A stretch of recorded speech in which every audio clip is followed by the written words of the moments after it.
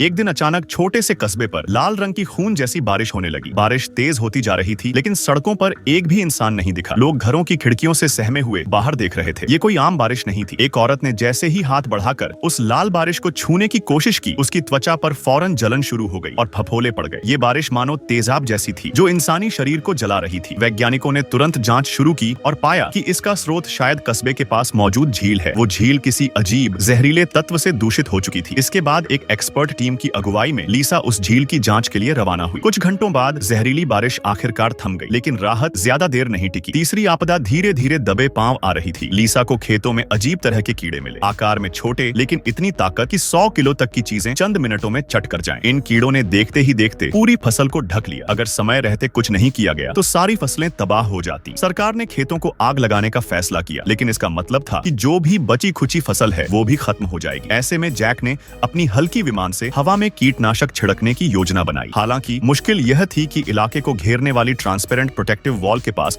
उड़ान भरना बेहद खतरनाक था। जरा सी चूक और विमान टकरा सकता था। लेकिन जैक ने अपनी बेहतरीन स्किल्स और हिम्मत के दम पर वॉल से बचते हुए पूरा ऑपरेशन सफलतापूर्वक पूरा किया। उसकी वापसी के बाद टीम ने राहत की सांस ली और जश्न भी मनाया। पर यह जश्न ज्यादा देर नहीं टिका। चौथी आपदा पहले से कहीं ज्यादा भयंकर साबित हुई। रातों रात तापमान अचानक गिर गया। पूरा कस्बा बर्फ में जम गया। ट्रांसपेरेंट वॉल पर मोटी बर्फ जम चुकी थी। उत्सुकता में सैम ने दीवार को छू लिया और उसकी उंगलियां बर्फ से चिपक गईं, इतनी मजबूती से कि खुद से छुड़ाना नामुमकिन था। सौभाग्य से उसके साथी वक्त पर पहुंच गए, वरना उसका हाथ वहीं जम जाता। रात तक झील पूरी तरह से जम चुकी थी और तापमान लगातार गिरता जा रहा था। लेकिन अगली सुबह हैरानी की बात यह थी कि मौसम अचानक सामान्य होने लगा। वे इस बारे में चर्चा कर ही रहे थे कि ट्रांसपेरेंट वॉल नीचे क्यों जा रही है। तभी एक तीखी अजीब आवाज गूंजने लगी। जैसे ही सबने ऊपर देखा, उनके चेहरे की हवाइयां उड़ गईं, क्योंकि 5वीं और अब तक की सबसे खतरनाक आपदा आ चुकी थी।